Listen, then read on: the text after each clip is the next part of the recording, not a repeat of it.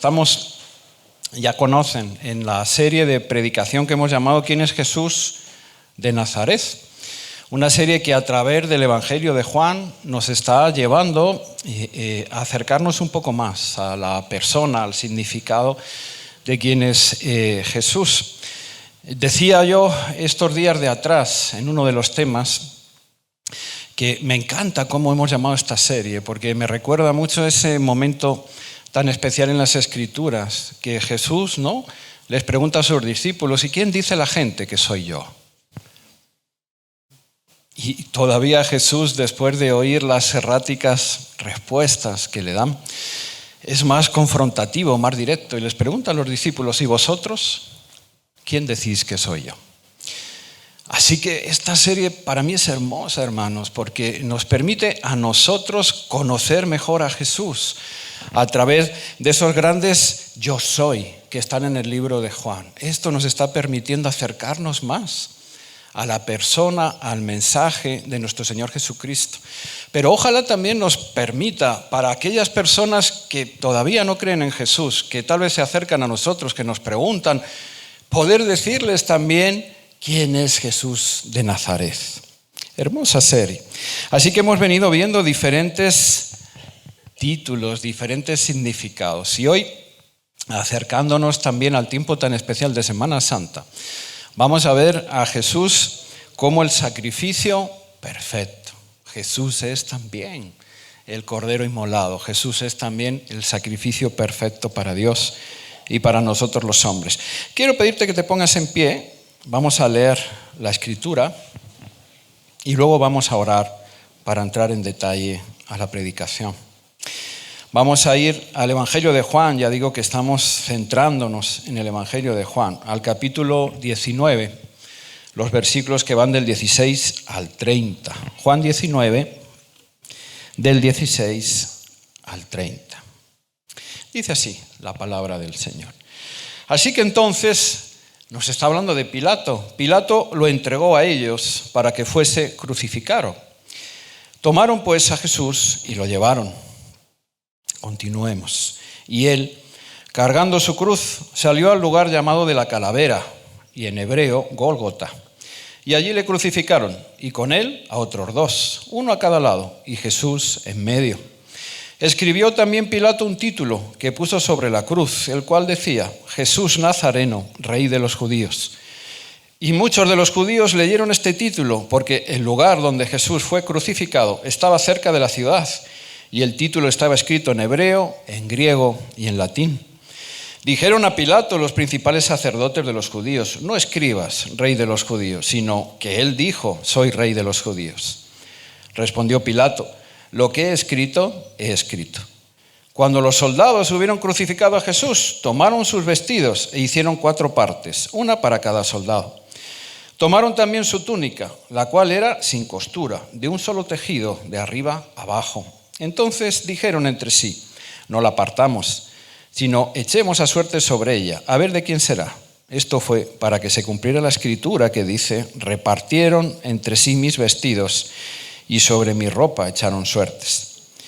Y así lo hicieron los soldados. Versículo 25. Estaban junto a la cruz de Jesús, su madre y la hermana de su madre, María, mujer de Cleofás, y María Magdalena.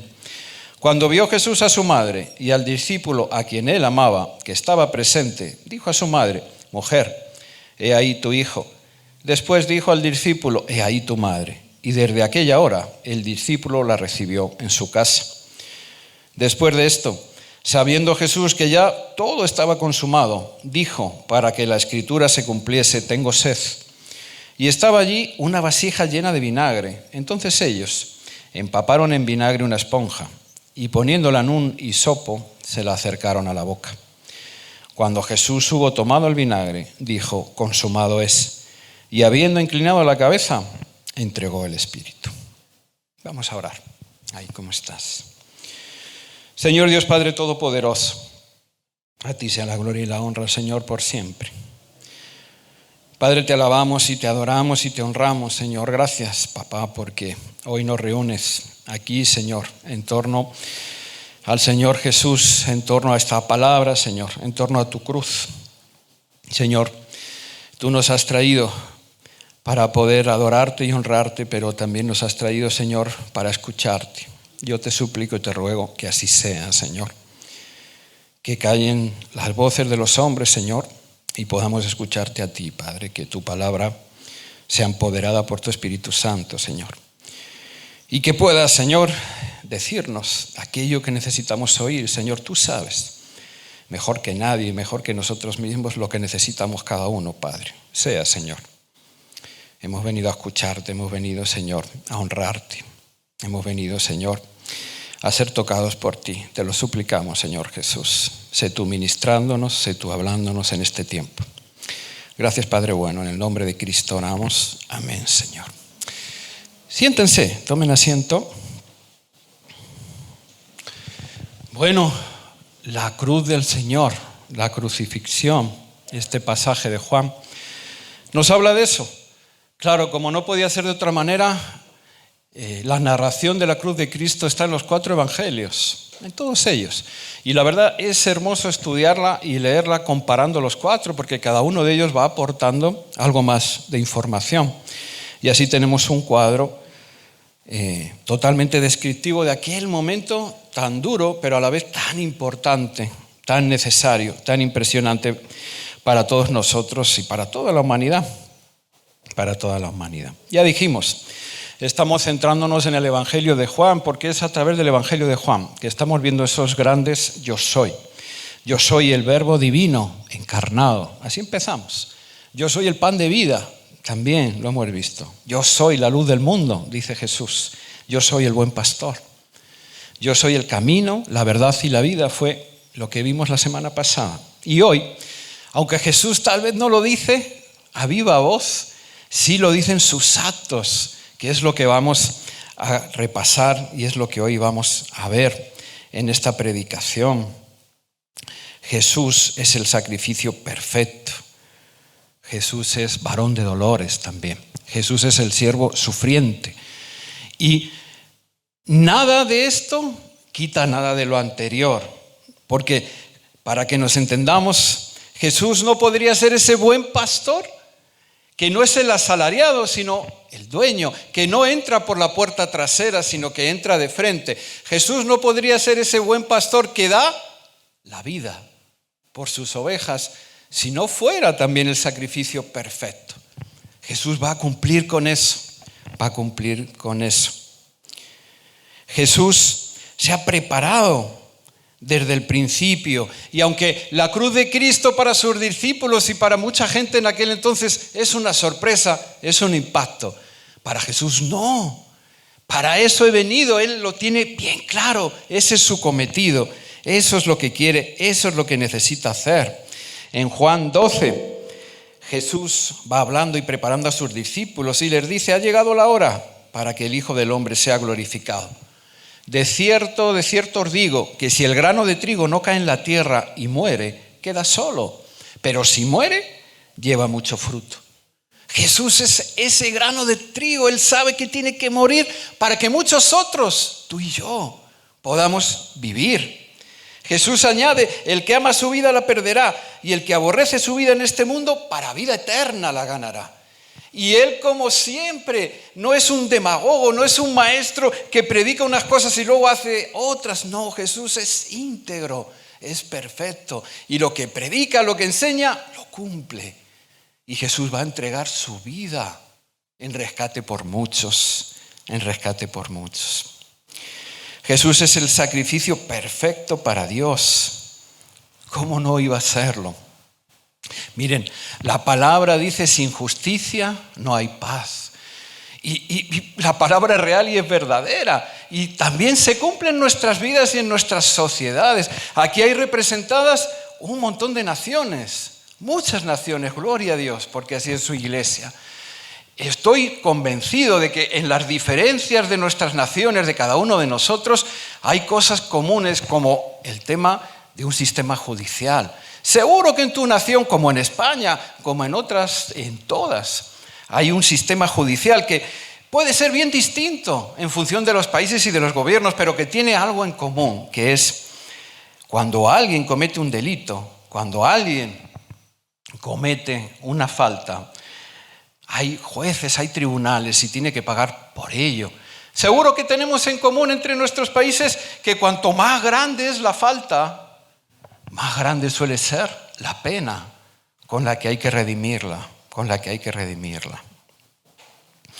Y esto es así, porque cuando delinquimos, cuando cometemos un delito, no solo estamos pecando o estamos delinquiendo contra la víctima, lo hacemos también contra la sociedad donde estamos viviendo, lo hacemos también contra el gobierno bajo el cual estamos en ese país.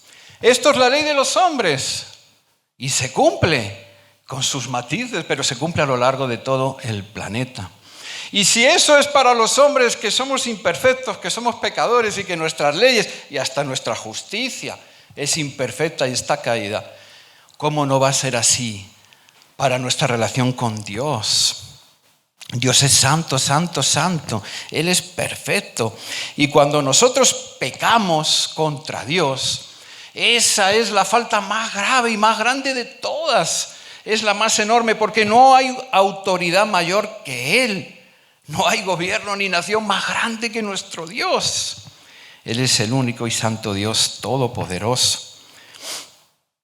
Así que Dios le dio al pueblo escogido, al pueblo judío, la ley mosaica.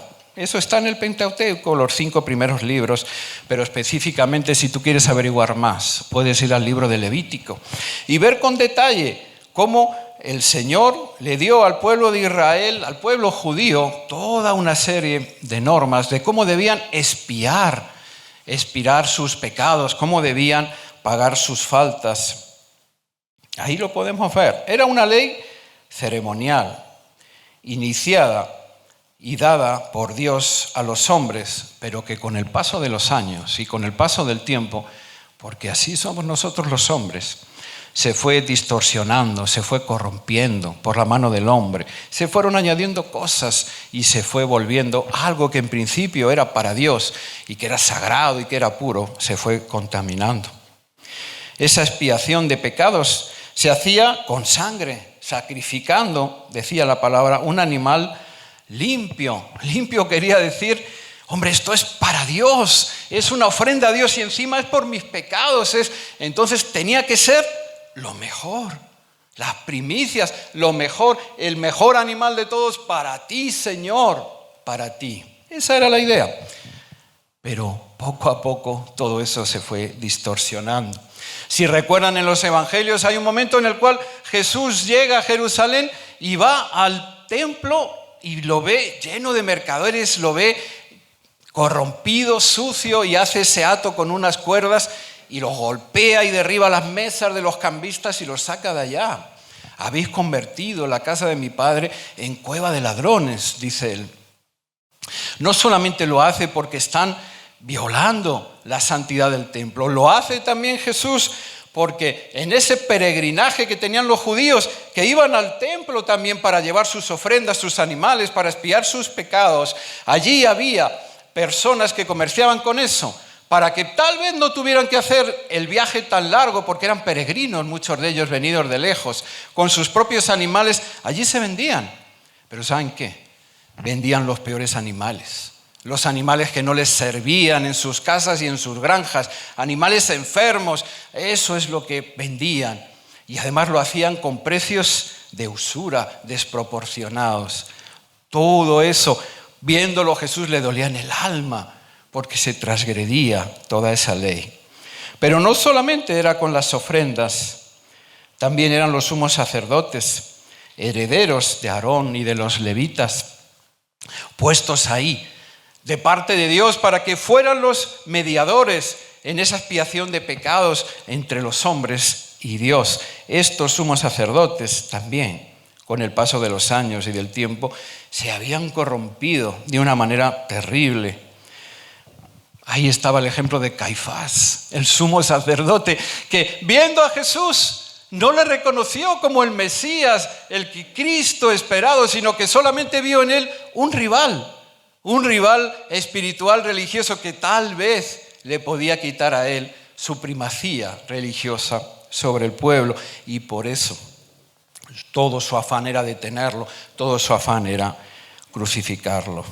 Ambos, todo se había corrompido. Era necesario un nuevo sumo sacerdote, aceptado verdaderamente por Dios, que fuera el único y santo mediador entre el pueblo y Dios. Era necesario un nuevo Cordero Santo, puro, sin mancha, que pudiera ser acepto por nuestro Dios, que pudiera ser el sacrificio de los sacrificios, uno por todos y para todos. Jesús, palabras de él en Juan 10 dice: por eso me ama el Padre, porque yo pongo mi vida para volverla a tomar. Nadie me la quita, sino que yo mismo la pongo. Tengo poder para ponerla y tengo poder para volverla a tomar. Este mandamiento recibí de mi Padre. Jesús es el Cordero inmolado, santo, santo, que se entrega por y para nosotros. Jesús es el gran yo soy. Es tremendo. Nuestro Señor es el mensajero, es el verbo de Dios, como dijimos, es el que anuncia el plan de salvación, es el que trae las buenas nuevas. Pero es que Jesús es también el propio mensaje, el camino, la verdad, la vida. Él es el Cristo, Él es el Mesías encarnado, es el Salvador. Jesús es el definitivo sumo sacerdote y el definitivo Cordero Santo, que va a ser sacrificado. Jesús nuestro Señor, el sacrificio perfecto. El himno de la Alianza Cristiana y Misionera, nuestra denominación. Algunos hermanos aquí están estudiando con el pastor John Vargas y conmigo. Albert Benjamin Simpson, la vida de este siervo de Dios, fundador de la Alianza Cristiana y Misionera. El himno de la Alianza Cristiana y Misionera es creado por Simpson y dice en una de sus partes: Cristo solo, nuestro todo, en todo es Él. Cristo, principio y fin de todas las cosas, porque por Él fueron creadas y en Él subsisten. Nuestro Señor amado, el gran yo soy. Él es el Santo de Dios, vaya que sí, el sacerdote verdadero y final, según la orden de Melquisedec, que bendijo a Abraham muchos años atrás. Él es el Hijo perfectamente obediente, que hace la voluntad de Dios. De Él y solo de Él, ¿de quién más puede decir esto Dios? Cuando fue bautizado se abrieron los cielos y se escuchó la voz del Padre que dijo: este es mi Hijo amado, en quien tengo complacencia. Solo Jesús puede complacer en todo y para todo a Dios el Padre. Solo Él, nadie más. Pero es que Jesús también es quien dijo: mi comida es hacer la voluntad de mi Padre. Miren, esto es tremendo. Lo que de verdad me alimenta, lo que de verdad me sostiene, lo que de verdad me llena, es obedecer a Dios y hacer todo lo que Él me pida. Nadie más puede decir esto tampoco. ¿Cómo no va a ser Jesús el sacrificio perfecto, agradable y aceptado por Dios? Ningún otro podía serlo. El mismo Dios preparó ese sacrificio perfecto, ese Cordero Santo. En Salmos 40 dice el salmista: mucho tiempo atrás de la cruz, sacrificio y ofrenda no te agrada. Has abierto mis oídos, holocausto y expiación no has demandado. Dios llegaría a decir: este pueblo de labios me honra, pero su corazón está lejos de mí. Debido a eso, a la corrupción, la ineficacia de los sacrificios, era necesario que Dios preparara una alternativa, un plan de salvación que proveyera una solución que verdaderamente permitiera esa restauración entre Dios y los hombres, que satisfaciera la justa ira y justicia de Dios. En ese mismo salmo, esas palabras van seguidas de otras que son proféticas y que hablan de esa solución. Salmos 40, versículos 7 y 8. Entonces dije, he aquí vengo. En el rollo del libro está escrito de mí. Son palabras proféticas de Cristo. Es el que viene, es el que se anuncia. Y el versículo 8 dice, el hacer tu voluntad, Dios mío, me ha agradado y tu ley está en medio de mi corazón. Bendito nuestro Señor. Dios, por medio de Jesucristo, va a proveer el sacrificio que verdaderamente satisfaga las exigencias de su propia justicia. Miren, esto recuerda a una figura también del Antiguo Testamento, en el Génesis, cuando el padre de la fe, así le conocemos, Abraham, que después de mucho orar se ha cumplido la promesa y su hijo Isaac ha venido cuando ya a veces él mismo estaba desesperado. Ahí recibe Abraham tremenda petición de Dios, recuerdan, anda, sube al monte y sacrifícalo por amor a mí. Tremendo. En esa subida, en ese ascenso al monte van Abraham y van Isaac. Y dice la palabra que Isaac, el niño, va cargando la leña que ha de servir para su propio holocausto, para su sacrificio. Recuerda eso también a cómo nuestro Señor Jesús carga su propia cruz mucho tiempo después hacia ese monte del Gólgota. Pero en ese camino dice Isaac a su padre, Padre, tenemos todo, veo la leña para el holocausto, veo el cuchillo para el sacrificio, pero ¿y dónde está el cordero? Tremendas palabras de Abraham. Jehová Jireh, Jehová proveerá, Dios proveerá. Y es lo que estamos viendo muchos años después. Dios está proveyendo el cordero santo, santo, santo e inmolado. Dios está entregando a su unigénito Hijo por nosotros, por ti y por mí. ¿Cómo no va a ser, por lo tanto, el cuerpo de Cristo completamente aceptable para el Dios Santo? De hecho, solo podría ser Él, por medio de ese sacrificio, que nosotros podemos ser hechos santos. Pero va más allá. Jesús es también el sacrificio perfecto, no solo para Dios, también para nosotros los hombres. Porque Jesús es el modelo perfecto para Dios, pero también es el modelo perfecto para nosotros. De Jesús nos dice la Escritura que todos le veían, aún sus rivales, sus enemigos, como un gran maestro, un rabí. Tremendo maestro de la ley. Dice la palabra que Jesús no enseñaba como lo hacían los fariseos, no, sino que Jesús enseñaba con verdadera autoridad, que venía dada de quién era, pero también de su testimonio, de su veracidad, de su santidad. Sus discípulos a una sola palabra le siguieron y lo dejaron todo por estar con él. Sus discípulos, cuando le veían las tremendas señales y milagros que hacía, cuando le veían esos tiempos de oración tan maravillosos que daban, y estos eran hombres judíos acostumbrados a orar, pero quedaban impactados. Maestro, enséñanos a orar. Jesús, que por supuesto es mucho más que un gran modelo para los hombres, es también nuestro gran maestro. Miren, Jesús es santo, santo y santo. Era necesario que Jesús viviera sin pecado para hacer ese sacrificio perfecto y agradable a Dios.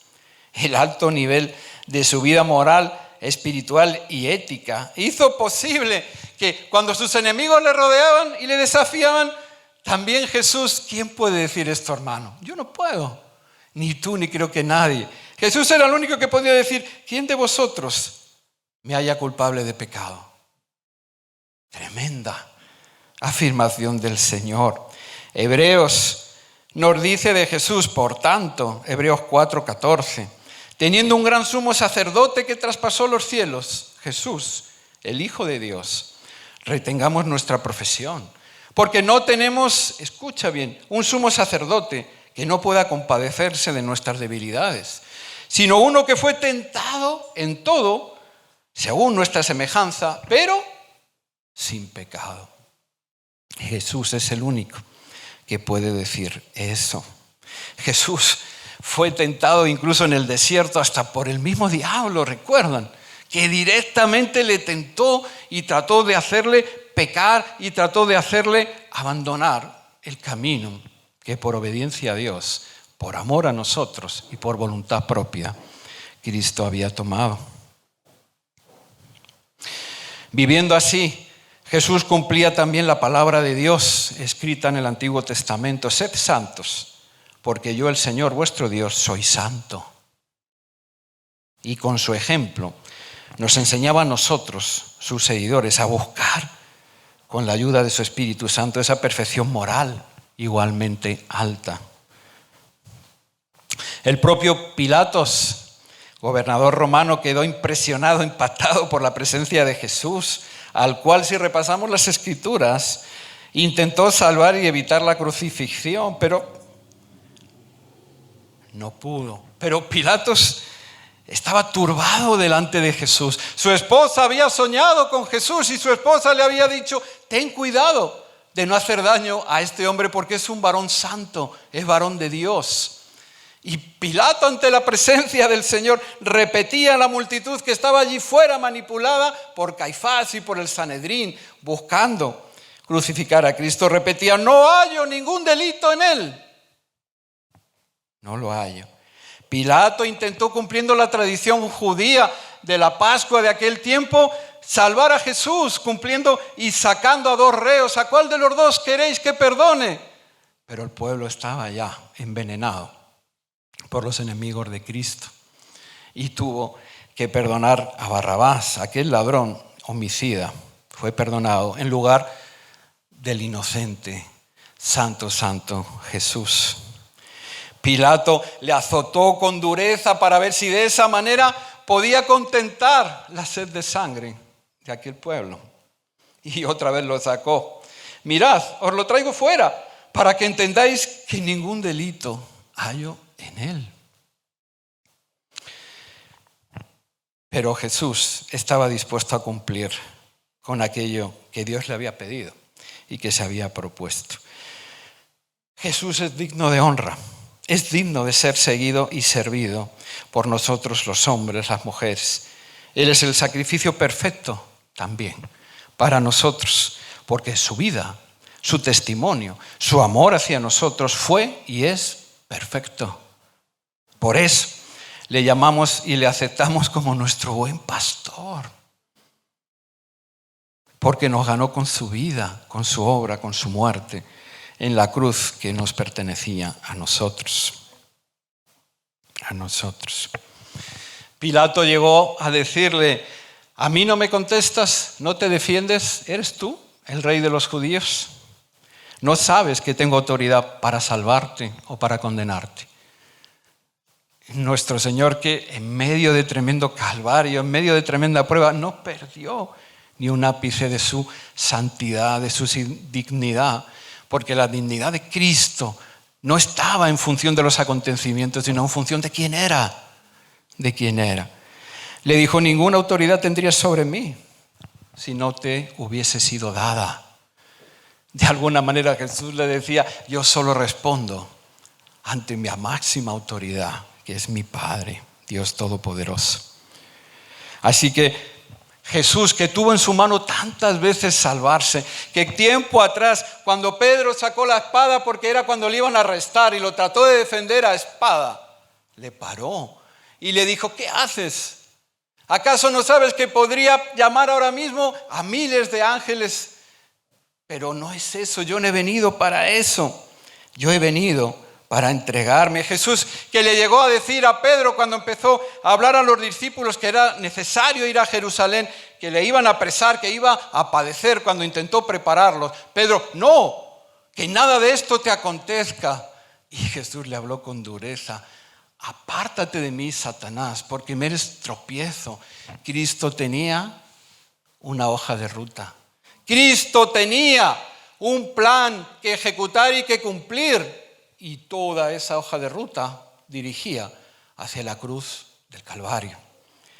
Hacia la cruz del Calvario. Así que, como hemos leído en esta palabra, Jesús no se defiende ante Pilato. Toma su cruz, la carga y camina hacia el monte donde va a ser crucificado. Hay un tramo, se ve en otros evangelios, donde José de Arimatea tiene que ayudarle a cargar con la cruz.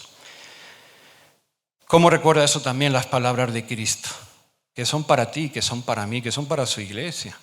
Si alguno quiere venir en pos de mí, niéguese a sí mismo, porque aquel que quiera salvar su vida, la perderá.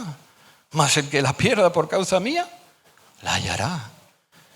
Aquel que quiera venir en pos de mí, tome su cruz, niéguese a sí mismo y sígame. Y sígame. Y mira, esto es así porque somos beneficiarios de la cruz de Cristo. Claro que sí, aleluya. Gracias, Señor, porque en ella nos salvó. Pero también deberíamos de ser partícipes de la cruz de Cristo, porque compartimos parte del rechazo, la persecución de un mundo que le negó y le quiso destruir. Y por tanto, también lo quiere hacer con nosotros, su iglesia, porque el discípulo, siempre Jesús, el discípulo no es mayor que su maestro, que su maestro. Pero como Jesús, en medio de todo eso, no pierde ni por un momento el control, no pierde ni por un momento toda potestad de lo que está sucediendo. También nos dice la palabra que Pilato se va a empeñar en escribir en esa cruz Jesús Nazareno, Rey de los judíos. Y a pesar de que todo el Sanedrín, todas las autoridades se lo quieren impedir a Pilato, no escribas eso, sino que él lo dijo. Pilato es enfático, lo que he escrito, he escrito. Él no lo sabe, pero lo que está sucediendo es tan grande, está dentro del plan de Dios, y Jesús va a tener también su título en esa cruz, Jesús Nazareno, Rey de los judíos. Eso también nos recuerda días antes a cuando Jesús, por cierto, que hoy en la tradición católica ellos celebran el Domingo de Ramos, el día que entró Jesús a lomos del pollino para que se cumpliera la palabra de Dios. Y todos en multitud le aclamaban, Hosana en el cielo, bendito el Rey que viene. En ese momento que entró en Jerusalén, los enemigos de Cristo se acercaron a los discípulos, se acercaron al Señor, y le dijeron, oye, ¿qué es esto? Es una falta de respeto, manda a callar a todos estos. Y Jesús de nuevo, de manera profética, dijo algo precioso. ¿Sabes qué? Si estos callaran, hasta las piedras hablarían. Y aquel día que Jesús está siendo crucificado delante de sus enemigos, aunque parece que está perdiendo, aún Pilato habla por él y lo proclama. Jesús, Nazareno, Rey de los judíos. A ojos de un mundo que lo rechaza, que no entiende lo que está pasando, que está cegado espiritualmente, Jesús está siendo crucificado como un malhechor entre ladrones, como uno más de ellos. Sin embargo, es mucho más trascendente, es mucho más importante, más grande todo lo que está sucediendo allí. Jesús no es un reo más, por supuesto que no. Él es el Cristo, el Mesías profetizado y esperado. Está entregándose para salvar a la misma humanidad que lo rechaza y que lo condena. Jesús es el sacrificio perfecto, el siervo sufriente, el varón experimentado en quebranto, varón de dolores, pero nunca ha dejado de ser tampoco el Rey de Reyes, el Señor de Señores de su pueblo. Así que el propio Pilato dice la palabra que escribe ese título en 3 idiomas. Hebreo, idioma del pueblo escogido, idioma del pueblo que lo había rechazado. A lo suyo vino, pero los suyos no le recibieron. En hebreo. Lo escribe en griego también, el idioma cultural y de negocios de todo aquel tiempo. Algo así como el inglés en nuestros tiempos. En griego también lo deja escrito. Y lo escribe en latín también, el idioma de los romanos, de la potencia dominadora. En los 3 idiomas lo escribe y lo pone. Dice la palabra que también Jesús es crucificado cerca de la ciudad. De manera que todos los peregrinos que están viniendo a la Pascua judía, o una gran mayoría, tiene que pasar por allí y verlo y leer aquel título. Jesús, proclamado como el rey mesiánico, que había de venir a su pueblo en toda lengua y a la vista de todos. Y miren, lo que seguramente se hizo para mayor burla y escarnio de Jesús se convierte una vez más en el mayor testimonio y en la gloria para Cristo. Es un anticipo más de aquel momento sublime y maravilloso que predicamos y que esperamos y que llegará también en el tiempo que Dios tenga determinado, en el que toda rodilla se doblará y toda lengua confesará que Jesús es el Señor. En esos últimos momentos en la cruz, Jesús no se desvía ni un ápice y continúa firme en ese plan de salvación. Sus últimas palabras son también para los demás y muestran una vez más el grande amor de Cristo por los hombres y la aceptación de su sacrificio propio, el control y autoridad que tuvo sobre su propia muerte. Así nos dicen las Escrituras que le otorga el perdón de pecados y la vida eterna a uno de los dos ladrones, al que le confiesa y al que le defiende de las injurias y los ataques del otro. Este hombre le dice: acuérdate de mí cuando vengas en tu reino. Y Jesús le dice: de cierto te digo que hoy estarás conmigo en el paraíso. Jesús en la cruz sigue siendo ese Salvador, ese Mesías. Sigue buscando a las ovejas perdidas. Jesús en esa cruz llega a decir por aquellos que lo están martirizando, que lo están matando: Padre, perdónalos, porque no saben lo que hacen. Jesús en esa cruz, viendo a María llorando y desolada, la deja al cuidado de Juan, su discípulo amado. He aquí tu hijo, madre. Hijo, he aquí tu madre. Jesús, ya ha llegado el momento final, nos dice la palabra,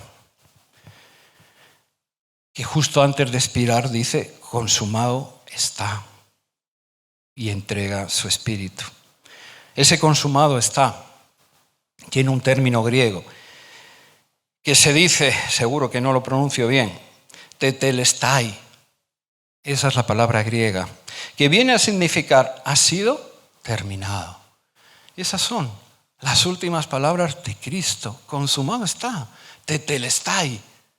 Ha sido terminado. ¿Terminado el qué, hermanos? Muchas cosas terminan y comienzan en la cruz del Calvario. Uno podría interpretar, bueno, es una manera de decir también: en su sacrificio humano se han acabado los tormentos que la maldad de mis enemigos me están infringiendo. Nadie o muy pocos podrían soportar todo ese calvario. Y cualquiera de nosotros diría: por fin, se terminó, se acabó. Pero no, es mucho más grande lo que Cristo está haciendo ahí, lo que está diciendo. A ojos humanos tal vez pueda parecer eso, pero no. Jesús de alguna manera está diciendo: se ha llevado a cabo, Padre, tu designio y tu mandato. He cumplido con lo que me pediste. Tiempo antes, Jesús había orado en el huerto, recuerdan: Padre, si es posible, pasa de mí esta copa. Pero qué tremendo nuestro Señor, pero no se haga mi voluntad, sino la tuya. Y Jesús está diciendo: Padre, hecho está. He cumplido con lo que me encomendaste, con lo que me diste, porque mi comida es hacer tu voluntad. Ha cumplido también el Señor enteramente con los tipos, las figuras, las profecías del Antiguo Testamento, que apuntaban a todo esto, a la cruz y a los sufrimientos del Mesías, del siervo sufriente de Jehová.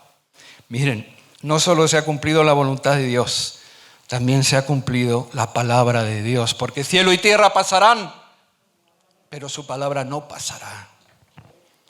Se han acabado también todas las normas de la ley ceremonial, se acabaron los sacrificios constantes y continuos y ese dolor del hombre constantemente de sentir que he fallado a Dios, nunca seré digno de Dios. Se acabaron todos esos sacrificios de animales inútiles. El velo del templo se ha rasgado. Se terminó esa separación del hombre para con Dios, porque ahora Cristo, el Cordero Santo, es el que nos permite acercarnos a Él, a Él. Se ha terminado de pagar la deuda contraída contra Dios, la santa y perfecta justicia de Dios, que nunca podríamos haber satisfecho ninguno de nosotros. ¡Ninguno! Por muchos más sacrificios, por muchas buenas obras que quisiéramos hacer, nunca. Porque Él es santo, santo, santo y está altísimo. Ha sido satisfecha en la persona de Cristo. Él es el Cordero de Dios que quita el pecado del mundo y se ha llevado por completo la expiación por el pecado. Está saldada la cuenta con la humanidad. Y este es el sentido de esa palabra, tetelestai, hecho está. Aquel era un vocablo griego que en aquellos tiempos se estampaba en la firma de los contratos de compraventa, en la firma de los documentos que acreditaban las deudas. Cuando estaban pagadas, cuando estaban cumplidas, se escribía eso, tetelestai, hecho está. Está pagado, ya no me debes nada, eres libre. Y eso es lo que está sucediendo en la cruz del Calvario. Gloria a Dios, porque Cristo está diciéndote, eres libre, he pagado por ti. Consumado está. Jesús es digno de honra. Él es el sacrificio perfecto, el único posible sacrificio que podía ser entregado en perdón y en propiciación de pecados, los pasados, los presentes y los futuros. Jesús, que como veremos la semana que viene, se levantó de la propia muerte, es quien nos está diciendo, aquí estoy, he pagado por ti, deja de seguir viviendo así, deja de seguir pecando, ven a mí. Inclina tu rostro, vamos a orar.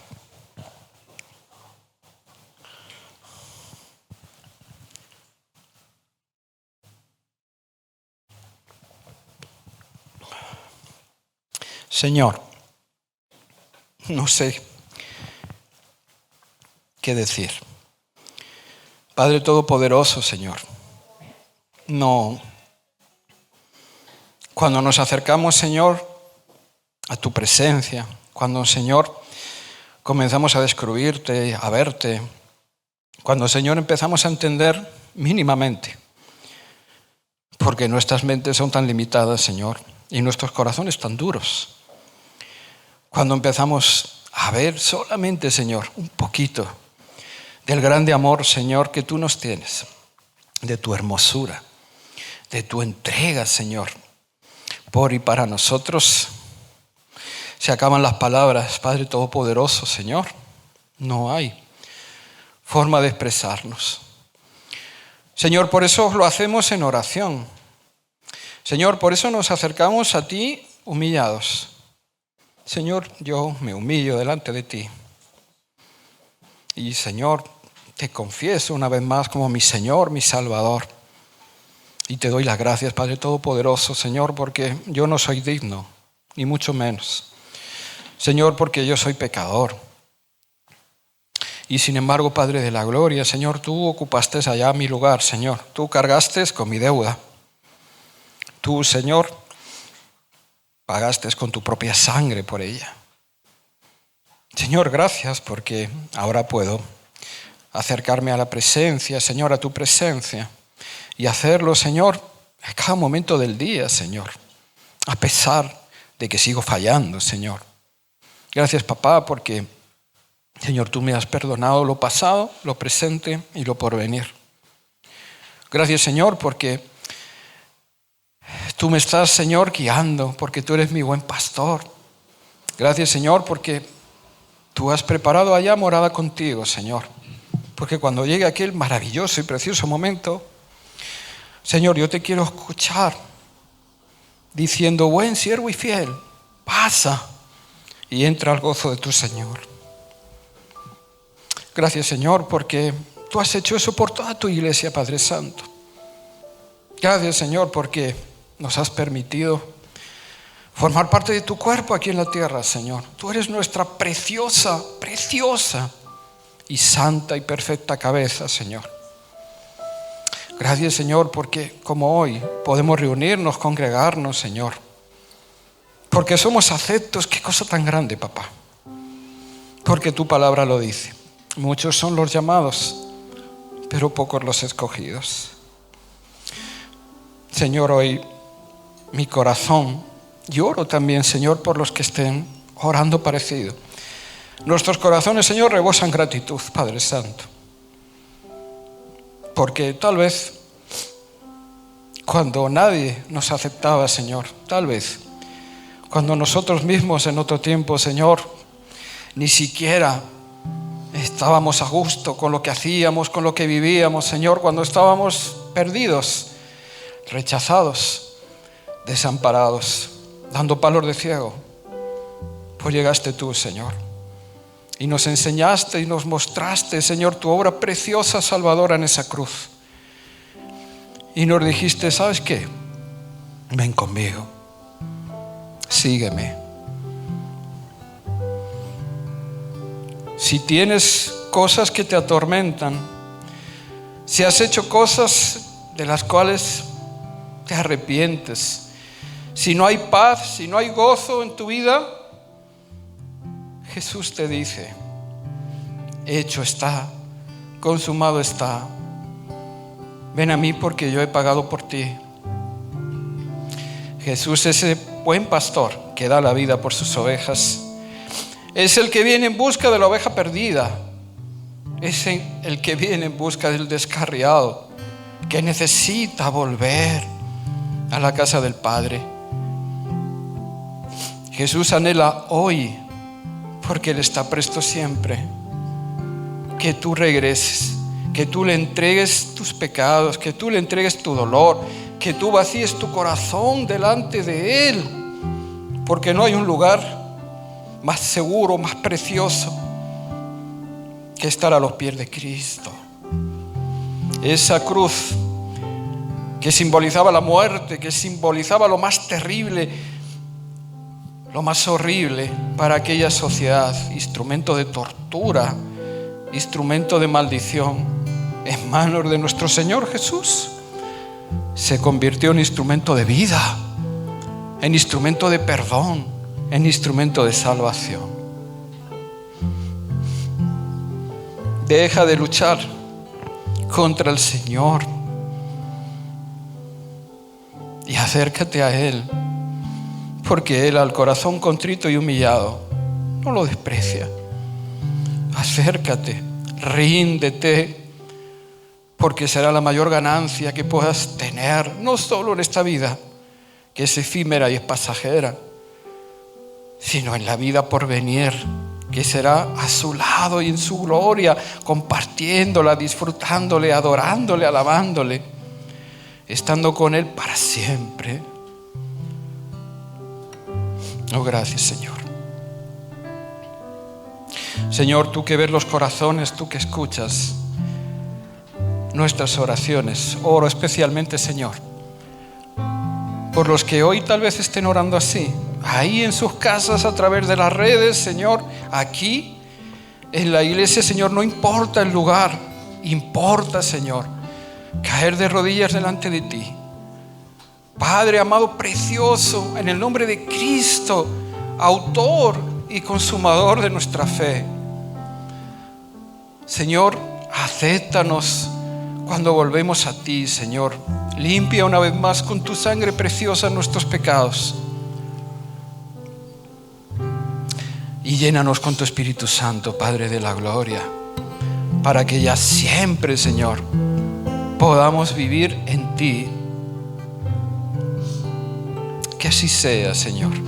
Padre, bendice a esta congregación, a Vida y Familia Fuenlabrada, Señor. Bendice a toda Vida y Familia, Señor. Bendice a tus iglesias, Señor, por toda la tierra.